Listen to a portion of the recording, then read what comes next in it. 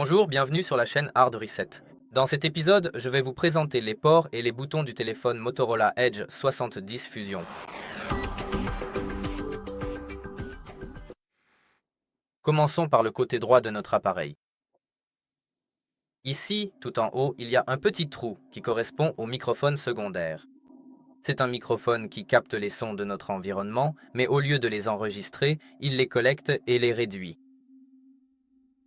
Ainsi, grâce à ce microphone, nous pouvons bénéficier de la réduction du bruit pendant nos appels téléphoniques ainsi que dans nos vidéos. En dessous, nous trouvons les boutons de volume haut et bas, ainsi que le bouton d'alimentation de notre appareil. Avec ces boutons, en plus de leur fonction de base pour contrôler le téléphone, le volume et l'alimentation, nous pouvons également naviguer en mode Recovery, c'est-à-dire le mode de récupération. En utilisant ces deux boutons, nous sélectionnons une option, tandis que le bouton d'alimentation sert à la valider. Lorsque l'on se tourne de l'autre côté, sur le bord gauche, on peut voir qu'il n'y a rien sur cette tranche, elle est propre.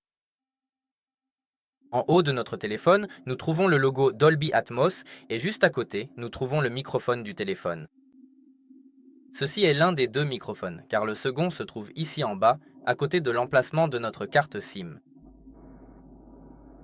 Et puisque nous en parlons, ici nous avons le tiroir de la carte SIM juste à gauche de notre microphone, et il est important de faire attention à ne pas endommager accidentellement le microphone, car nous ouvrons le tiroir de la carte SIM en insérant l'outil d'éjection dans ce trou ici.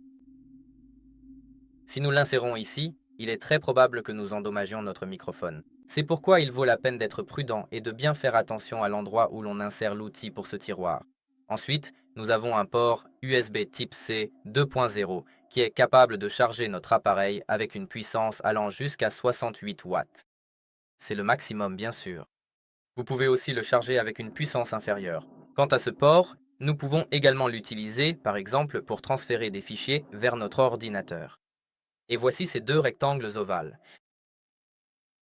Eh bien, ce sont des haut-parleurs, ou plutôt, il s'agit d'un seul haut-parleur séparé en deux par cette sorte de barre. Si vous avez trouvé la vidéo utile, laissez un pouce bleu et abonnez-vous. C'est tout pour moi. Je vous dis au revoir. Au revoir.